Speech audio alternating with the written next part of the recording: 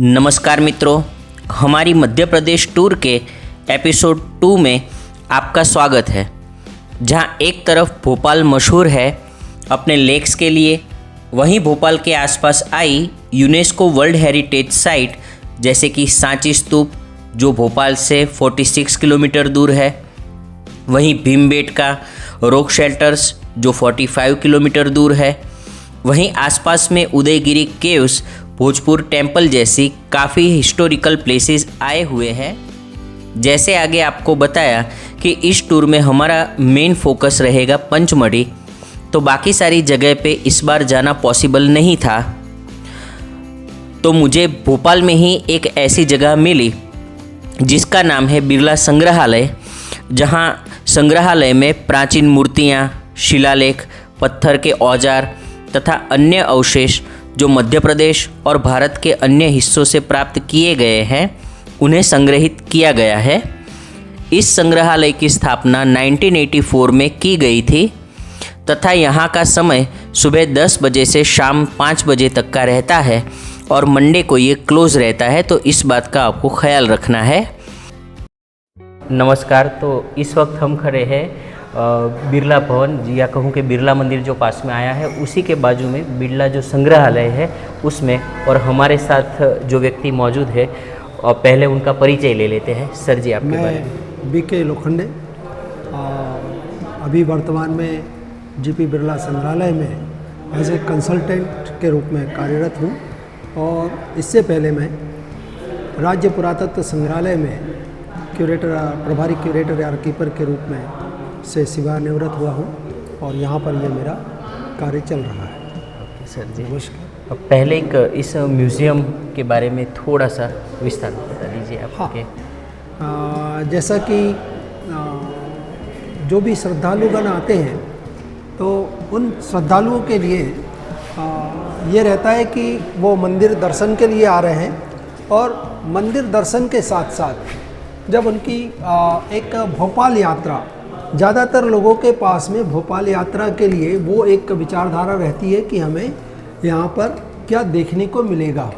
तो निसंदेह आपके माध्यम से, चूँकि आप यहाँ पर आए हैं और इस संग्रहालय को आपके उस परिवेश में आमजन साधारण के लिए शेयर कर रहे हैं कि आपका ये म्यूज़ियम किस तरीके का संकलन रखता है, तो बिल्कुल आपने ये आपका और मेरा दोनों का सौभाग्य है, बिरला संस्थान का सौभाग्य है कि आप इसको जनमानस तक परोस रहे हैं। तो मैं आपका बिल्कुल ये बताना चाहूँगा कि इस संग्रहालय में आदि मानव के समय के क्रियाकलापों के मूल प्रमाण, ये नो डाउट ज़रूर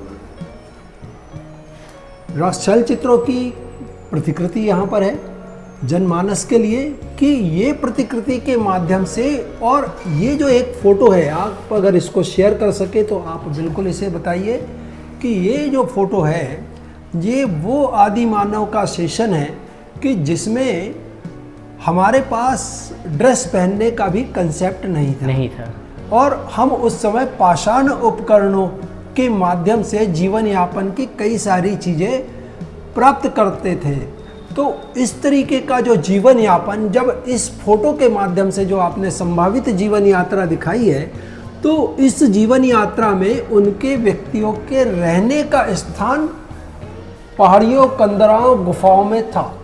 तो वो जो कंसेप्ट है वो लोगों को बताना है, तो हमने इस पहाड़ी की गुफा को हमने बनाया, और ये आप जनमानस तक बिल्कुल परोसे कि भोपाल, जहाँ अभी हम यहाँ खड़े हैं, मंदिर और संग्रहालय निर्माण के पहले ये अरेरा हिल्स के रूप में जाना जाता था, और इस हिल्स पर आदि मानव के विचरण स्थली का ये केंद्र था। अच्छा। और यहाँ पर शैलचित्र से लेकर के पाषाण उपकरण, जो आपसे चाहूँगा कि इन पाषाण उपकरणों को, सीरीज़ को आप यहाँ पर बताएं, और ये पाषाण उपकरण 80,000 से और अधिक सालों के पुराने, ये तो नर्मदा घाटी के हैं, पर ये सराउंडिंग भोपाल का जो डिस्प्ले है, हाँ जी, ये स्वयं मेरे द्वारा संकलित किया हुआ ये उपकरणों की सीरीज़ है। अच्छा। तो इन सीरीज़ से लेकर के हम और कैसे, जब हमारे आपका जो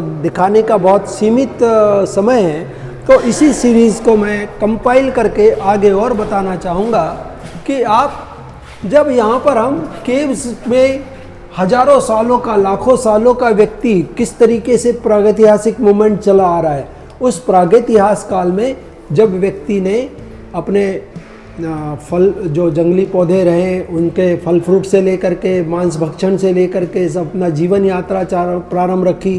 पर वो जो नए, यानी कोई भी पौधे के फल खा रहे हैं और वो पौधों के फल फेंक दिए, उन्होंने खाने के बाद बीज फेंक दिए, नए पौधे निकले, तो उनसे उनको कहीं ना कहीं प्रेरणा मिली कि हम इनको और ज़्यादा संकलित करके रखें और रोपण करते रहे और नए पौधे निकलेंगे और हमें सब कुछ मिलेगा पेट भरने के लिए।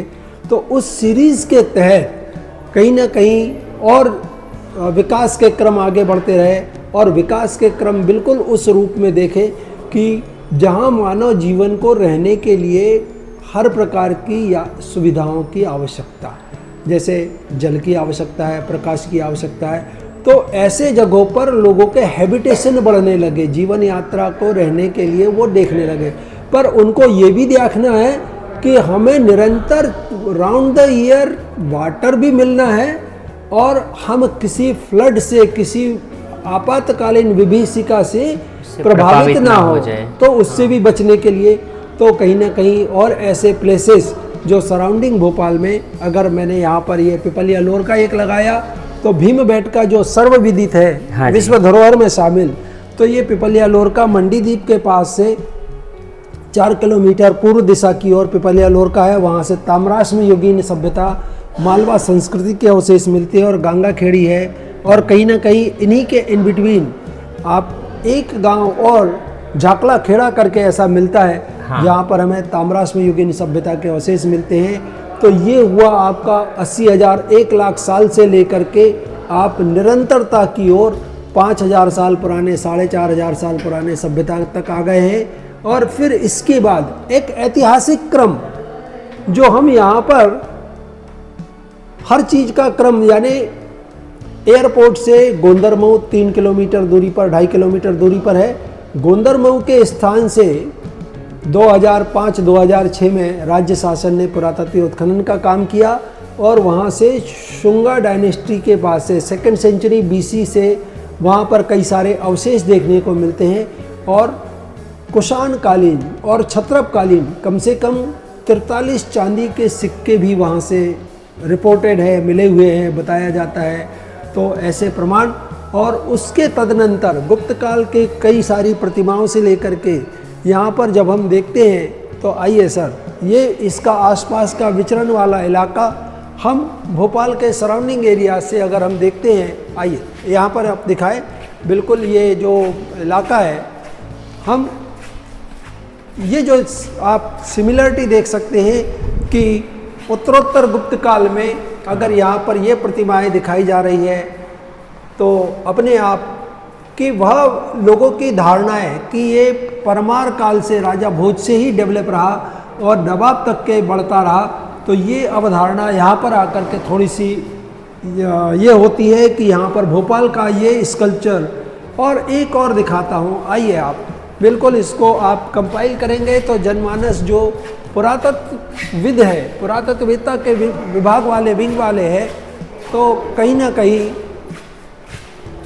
हम इस बात को पुष्टि के साथ, मैं प्रमाणों के साथ में रखते हैं कि यह वाराही 9वीं-10वीं शताब्दी की, इसका जो बनाए जाने का, इसका जो बॉडी है, कदकाठी है और ऑर्नामेंटेशन है, ये अपने आप में उस प्राचीनता को गाता है कि हम कितने पुराने समय में हैं। ये भी भोपाल से मिला हुआ है। फिर ये एक भोपाल का एक खंड और सप्त मातृकाओं का खंड है, और ये इसका भी शारीरिक सौष्ठव, ऑर्नामेंटेशन, सभी कुछ बनाया हुआ, ये भी भोपाल से कहीं ना कहीं ये 8वीं-9वीं शताब्दी का प्रतिनिधित्व करता है।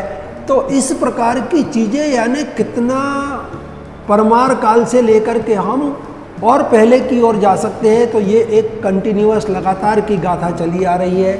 और जैसा मैंने गोंदरमऊ का नाम लिया, तो गोंदरमऊ 100 से अधिक शोधकर्ताओं ने उसे महर्षि पातंजलि का जन्म स्थान के रूप में निरूपित किया है। तो ऐसे 100 से अधिक आर्टिकल है। पतंजलि प्रभा 5 अंकों में निकला हुआ है, उसमें कई सारे मेंशन हैं। और उसके साथ जहां हम भोपाल का प्रतिनिधित्व कई सारे स्कल्पचर में करते हैं, आइए और हम देखते हैं कि ये यहाँ पर भी ये भोपाल का प्रतिनिधित्व करता है। हाँ 13वीं शताब्दी में आप यहाँ पर जैसे आप यहाँ आएंगे तो ये गजलक्ष्मी स्थानक अवस्था में ये स्वयं 12वीं शताब्दी का ये स्क्राइब्ड है, अभिलिखित है।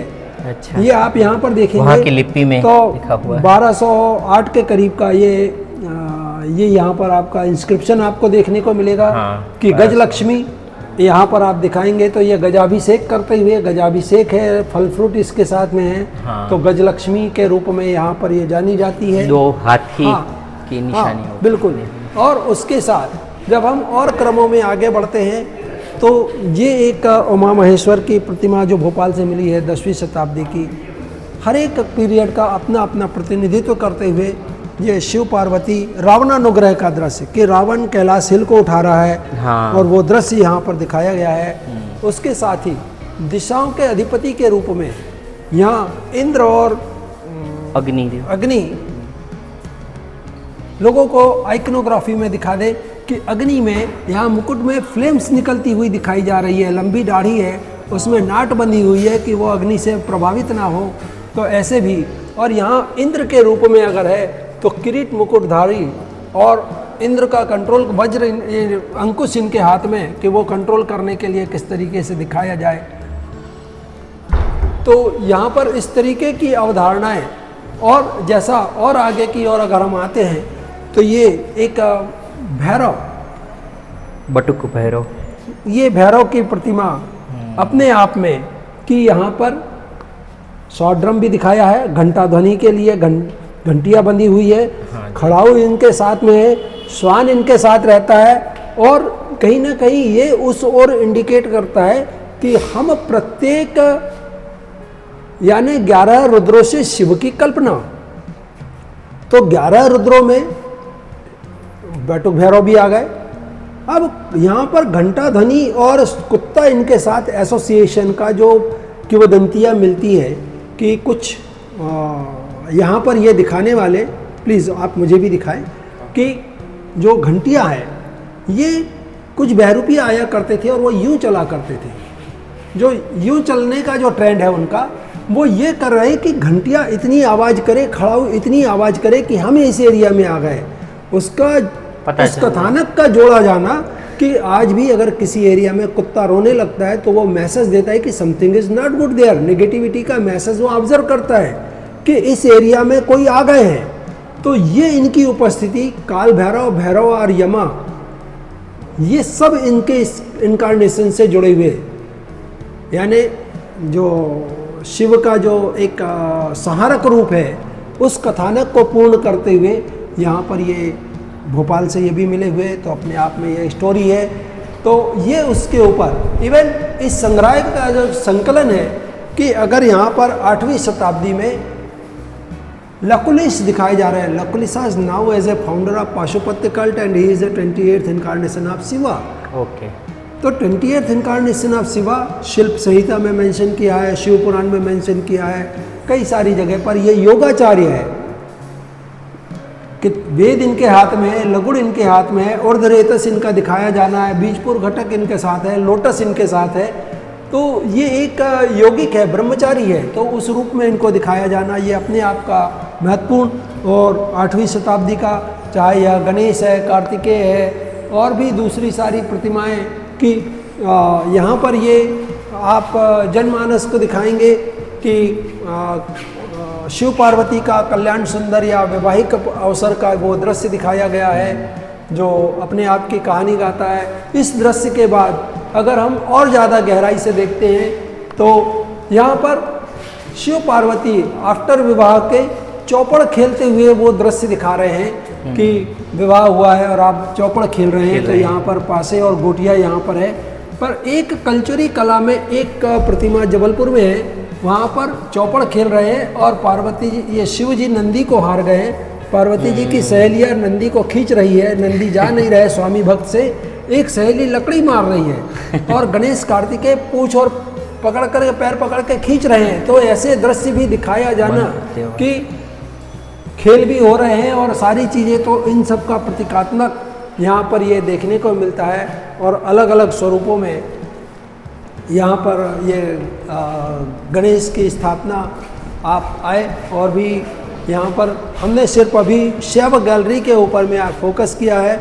अब यहाँ पर हम कहीं ना कहीं अन्य स्थानों के उत्खननों के ऊपर में भी जाएंगे, जो कौशाम्बी से लेकर के हर जगह का टेराकोटा या इन सब के, जो कि इसमें शुंग काल से लेकर के गुप्त काल तक के टेराकोटाज इसमें दिखाए गए हैं अलग अलग रूपों में।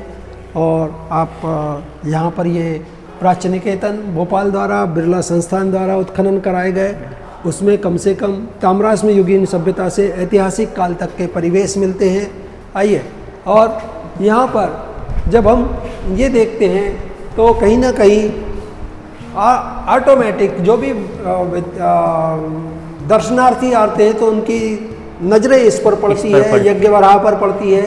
तो आप यज्ञ वराह में सब कुछ ब्रह्मांड का प्रतीकात्मक समुद्र मंथन का दृश्य आप इस अवसर पर कर रहे हैं। तो समुद्र मंथन से ही धन्वंतरी की उत्पत्ति, अमृत कलश की उत्पत्ति, तो ये वो दृश्य है जिसमें वसुकी नाग और मंदरांचल पर्वत को ये बनाया जाता है। फिर यहाँ पर आप अगर बारीकी से कंपाइल करेंगे तो यहाँ पर ये ब्रह्माणी, वेदास, कलश, श्रुवा और वरद, सर्प और त्रिशूल से माहेश्वरी, चक्र और शंख से वैष्णवी।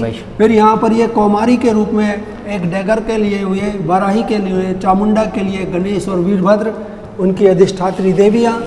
देन यहाँ पर आठों दिशाओं के देवता, 11 रुद्र नंदिकेश्वर के रूप में। और यहाँ जैसा एक चतुर्विशती विष्णु की कंसेप्ट रहता है, अगर आप और बारीकी से क्लोज में दिखा सके तो बस 2 या 4 में कि यहाँ केशव, यहाँ माधव, यहाँ गोविंद, यहाँ मुरारी, कैसे नामों से अलग अलग प्रासंगिकता रहती है भगवान विष्णु की, तो उसका उल्लेख उन लोगों को भी जानकारी में था।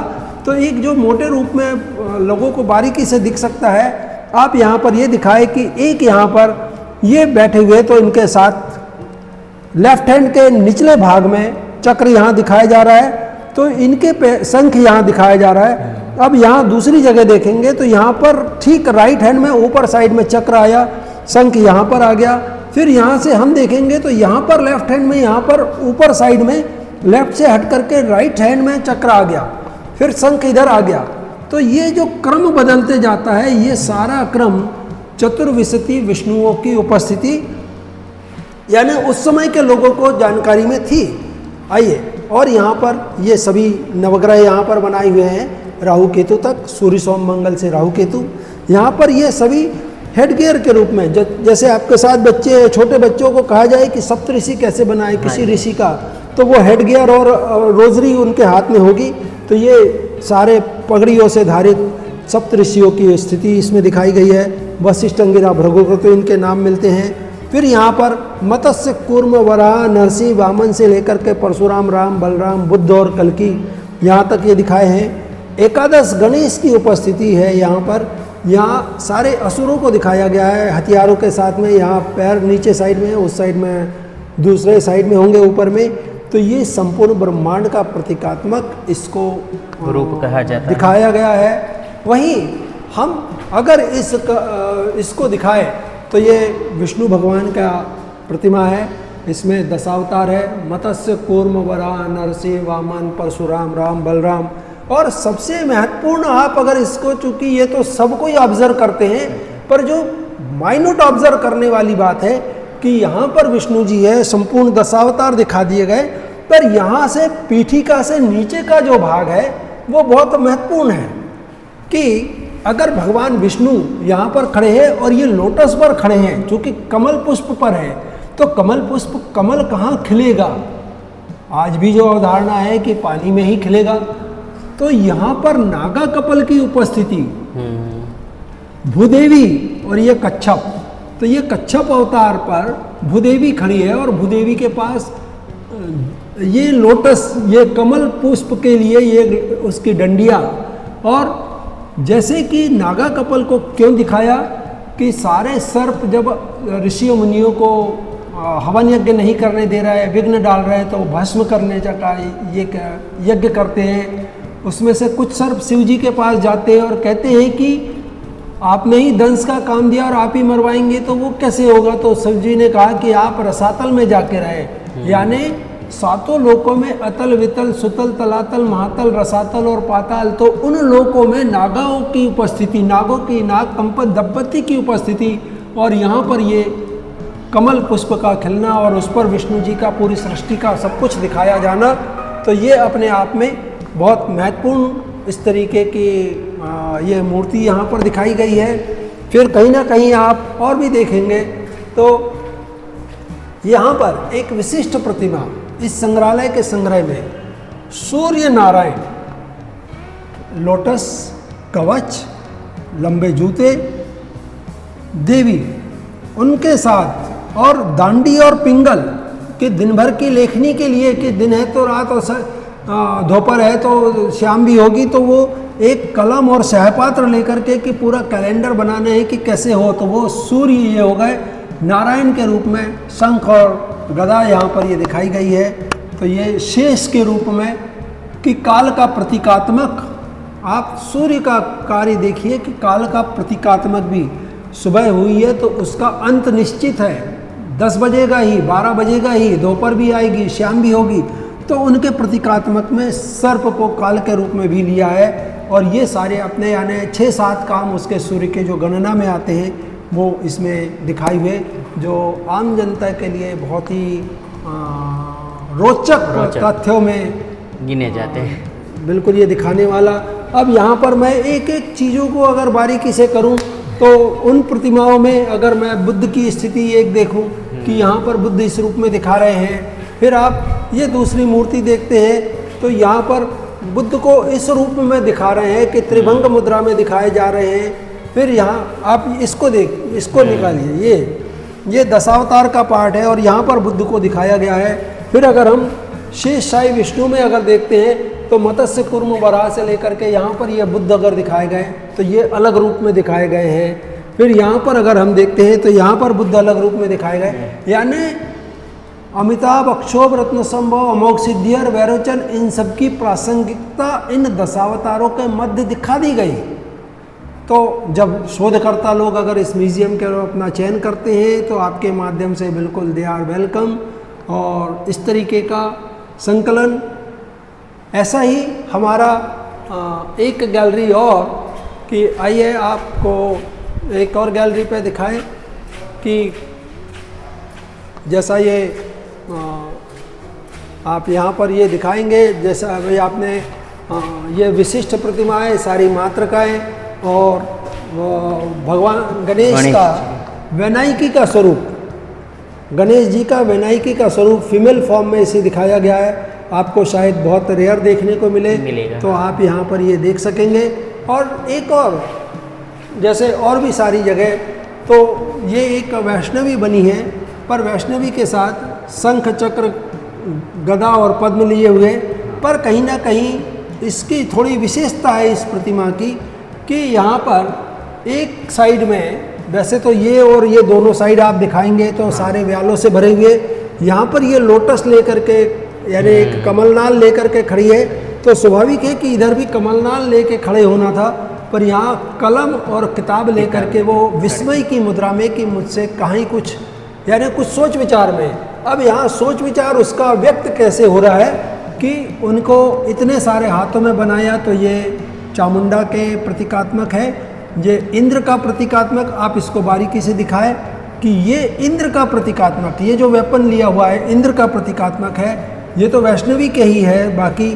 फिर यहाँ वायु वरुण का, वारुणी का प्रतीकात्मक यहाँ पर थंडरबोल्ट के रूप में दिखाया है, ये ब्रह्माणी का प्रतीकात्मक है। पर उसकी सोच का विषय वहाँ पर आ गया कि उसने शिव की शक्ति के रूप में कुछ भी नहीं बनाया, तो शिव की शक्ति के रूप में त्रिशूल, सर्प या डमरू कोई एक शाइन इसमें दिखाती, तो वो शाइन इसमें नहीं है, तो अपने आप में उसने अपने आप को विस्मय की मुद्रा में बताया गया है।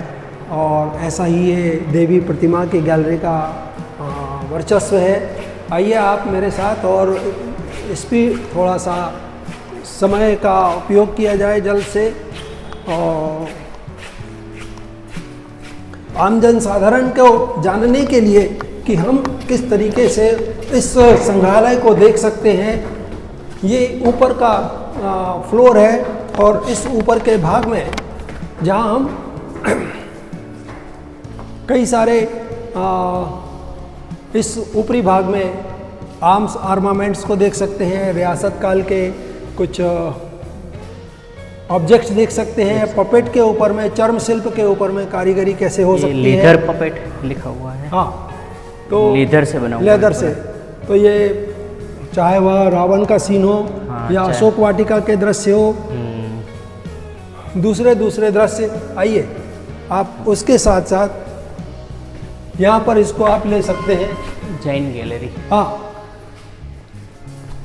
इसमें जैन तीर्थंकरों की प्रतिमाएं इसमें लगाई है, और शोधकर्ताओं के लिए ये सारे तीर्थंकरों के साथ उनका मदर फादर के नाम, जन्म स्थान, जन्म तिथि, यक्ष यक्षियों के नाम, मोक्ष प्राप्ति का स्थान, और उनके जो प्रतीक चिन्ह हैं उन सबको इसमें दर्शाया गया है।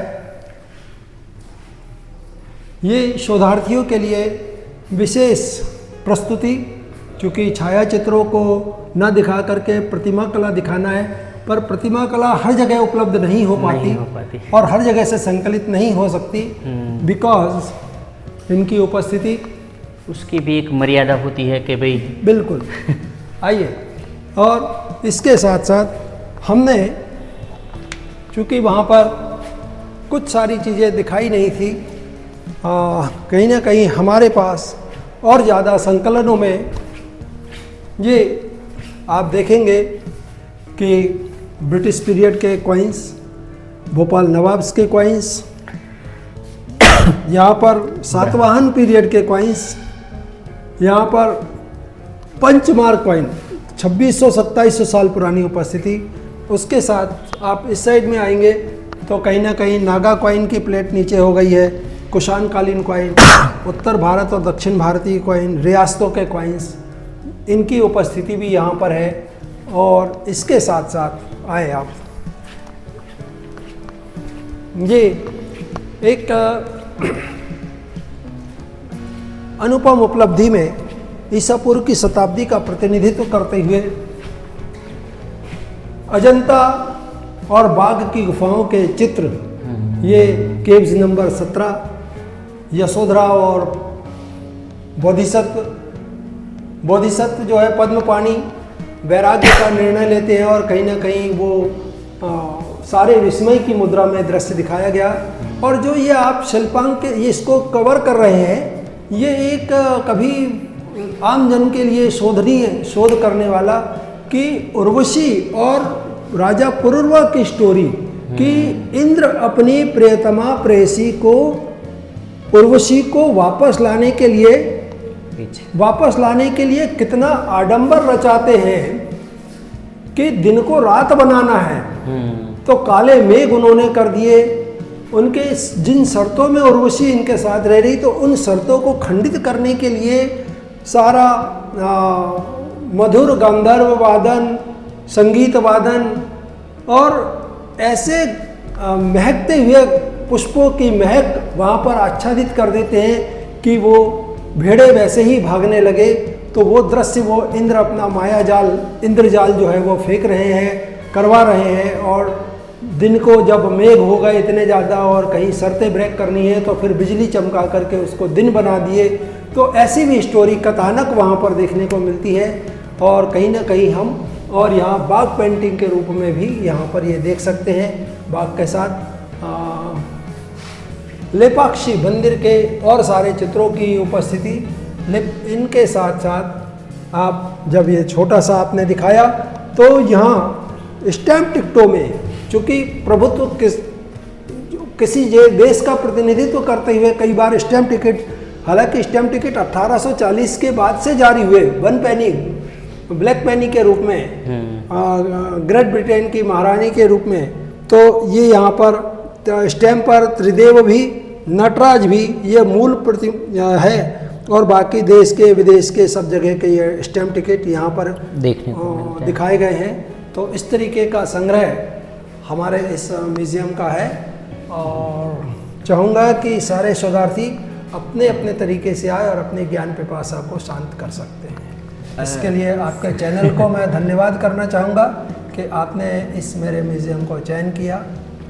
और सर जी, आपका जो नॉलेज है सभी चीज़ों के लिए वो काबिल तारीफ़ है, और सच में आपकी वजह से हमें वो इतिहास, हम वरना तो ये म्यूज़ियम ऐसे ही देख के निकल जाते, लेकिन उसकी बारीकी के बारे में या फिर कोई भी उसके बारे में डिटेल में जो आपने जानकारी दी, उसके लिए आपका मैं तहे दिल से धन्यवाद करूँगा। पुनरागमन कीजिए, और चूँकि मुझे कहीं और जाना है और काम है मेरे पास, तो मैं उतनी गहराई में हर चीज़ों में बारीकी से नहीं जुड़ पाया, उसके लिए क्षमा चाहूँगा। पर जो भी विद्यार्थी या शोधार्थी रहते हैं उसके अपने ज्ञान पिपासा शांत कर सकते हैं। धन्यवाद सर जी। तो चलिए अब चलते हैं इसी संग्रहालय के पास आए बिरला मंदिर, जिसे लक्ष्मी नारायण मंदिर के नाम से भी जाना जाता है। यह मंदिर श्यामला हिल्स पर स्थित है। वैसे इसके अंदर फोटोग्राफी अलाउ नहीं है, तो मैं आपको बाहर से इस मंदिर की सुंदरता दिखाता हूँ। वैसे यहाँ की सुंदरता सच में अद्भुत है। मंदिर थोड़ा हाइट पर आया हुआ है। मंदिर को बनाने में संगमरमर और लाल बलुआ पत्थर का उपयोग किया गया है। वैसे मंदिर का जो समय है वो सुबह 6 बजे से रात 9 बजे तक का है। यह मंदिर भारतीय उद्योगपति और समाज सेवी बिरला परिवार द्वारा बनवाया गया है। बिरला परिवार ने भारत के अलग अलग शहरों में ऐसे कई भव्य मंदिरों का निर्माण किया है, जिसका उद्देश्य धर्म और संस्कृति के प्रति जागरूकता बढ़ाना है। यह मंदिर भगवान विष्णु और उनकी पत्नी देवी लक्ष्मी को समर्पित है, जो सुख, समृद्धि और शांति के प्रतीक है। मंदिर का डिज़ाइन पारंपरिक उत्तर भारतीय वास्तुकला पर आधारित है। आज भी यह मंदिर भोपाल के प्रमुख पर्यटक स्थलों में से एक है।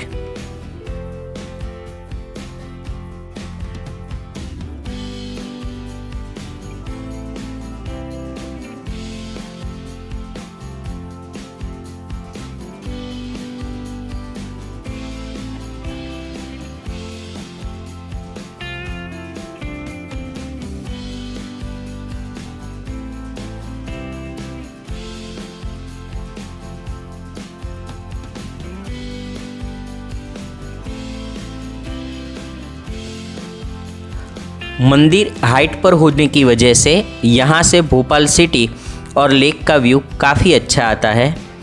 यह जगह अपनी शांति और आध्यात्मिकता के लिए भी जानी जाती है, जो आपके यहाँ पर पहुँचकर ज़रूर महसूस होगी। और इसे इतनी हाइट पर इसीलिए बनाया गया है कि यह शहर के हर कोने से दिखाई दे। तो चलिए आज का वीडियो इसी व्यू के साथ ख़त्म करते हैं। अगर ये वीडियो आपको अच्छी लगी है तो इसे लाइक करें, शेयर करें, वीडियो पर कमेंट ज़रूर करें, और अगर आप चैनल पर नए हैं तो इसे सब्सक्राइब करना ना भूलें। वीडियो को आखिर तक देखने के लिए आपका धन्यवाद।